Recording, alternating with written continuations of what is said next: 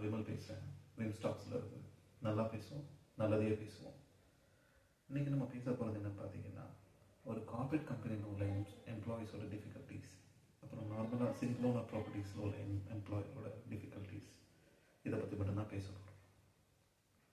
என்னன்னு பார்த்தீங்கன்னா, single owner ப்ராப்பர்ட்டியில் போனால் நமக்கு சம்பளம் நிறையா கிடைக்கும் அப்படின்னு நிறையா பேர் போகும்போது அவங்களுக்கு அந்த இஎஸ்ஐ பிஎஃப் அப்படிங்கிற அடிஷ்னல் பெனிஃபிட்ஸ் எல்லாம் கட் ஆகுது. சம்பளமும் வந்துட்டு அவங்க எழுத்தடிச்சு 10ஆம் தேதி தரேன் 12ஆம் தேதி தரேன் நம்ம அவங்க பாக்கெட்ல இருந்து கொடுக்குற மாதிரி வேலை பார்த்த காசை கொடுக்குறதுக்கு யோசிக்கிறாங்க. இது கார்பரேட் கம்பெனின்னா ஆன் டைமுக்கு சம்பளம் வந்துடும். ஆனால் எந்த ரீசனும் இல்லாமல் திடீர்னு வேலையை விட்டு தூக்கி போட்டாங்கன்னா என்ன ஏதுன்னு தெரியாமல் நடு ரோட்டில் போய் நிற்போம். ஸோ ரெண்டுமே வந்துட்டு டிஃபிகல்ட்டான சுச்சுவேஷன். இப்போ நம்ம வேலை பார்க்கணுமா இல்லை தொழில் பண்ணணுமா அப்படின்ட்டு தொழில் பண்ணலான்னு சொல்லிட்டு பேங்க்கில் போய் லோன் கேட்டோம்னா அவன் ஷூரிட்டி செக்யூரிட்டி அந்த டீ இந்த டீன்னு 1000 டீ கேட்குறான். அத்தனை டீக்கு வழி இல்லாததுனால தான் நம்ம பிஸ்னஸ்ன்னு ஒரு டீயை எடுத்து போட்டோம். சரி, இத்தனை டீயும் விற்க முடியலன்னு பார்த்துட்டு ஒரு டீயாவது விற்கலான்னு டீ கடை வைக்கலான்னு பார்த்தா அதுக்கும் பேங்க்கில் ஷூரிட்டின்னு ஒன்று கேட்குறாங்க. என்ன பண்ணுறது? ஓகே, இது எல்லாம் போகட்டும்.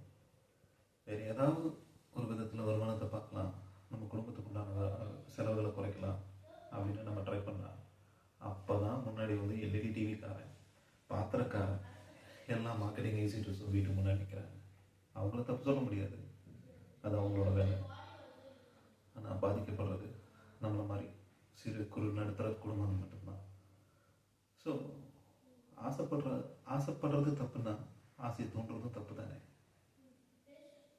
நிறைய பேருக்கு ப்ரைவேட் கம்பெனியில் இருந்து நான் இவ்வளோ சம்பளம் தரேன் அவ்வளோ சம்பளம் தரேன்னு கூப்பிட்றாங்க. அதுவும் ஒரு விதமான ஆசையை தூண்டுற விஷயம்தான். கார்பரேட் கம்பெனிலேருந்து இவ்வளோ சம்பளம் தரேன் அவ்வளோ சம்பளம் தரேன்னு கூப்பிட்றாங்க, அவங்களும் ஆசையை தூண்டுறாங்க. ஃபர்ஸ்ட் ஆஃப் ஆல், எந்த விஷயத்துக்கும் யாரும் மார்க்கெட்டிங் பண்ணாமல் இருக்கிறது இல்லை. அது வேலையாக இருக்கட்டும், பொருளாக இருக்கட்டும், விற்பனையாக இருக்கட்டும், வணிகமாக இருக்கட்டும், இல்லை ஏற்றுமதி இறக்குமதி பிஸ்னஸாக கூட இருக்கட்டும், எல்லாத்துலேயுமே இந்த மார்க்கெட்டிங்கிறது இருக்குது. இந்த மார்க்கெட்டிங்கிறது டார்கெட்டை பேஸ் பண்ணி ஓடுறதுனால யாருக்கும் இந்த உலகத்தில் ஸ்பீடாக ஓடுறதுக்குண்டான நேரமே அமைகிறதில்லை. யோசிச்சு பாருங்கள். நான் சொன்னது சரியாக இருந்தால் சப்ஸ்கிரைப் பண்ணுங்கள், லைக் பண்ணுங்கள், பெல் பட்டன் ஒரு அமக்கம் இருக்குங்க. தேங்க்யூ.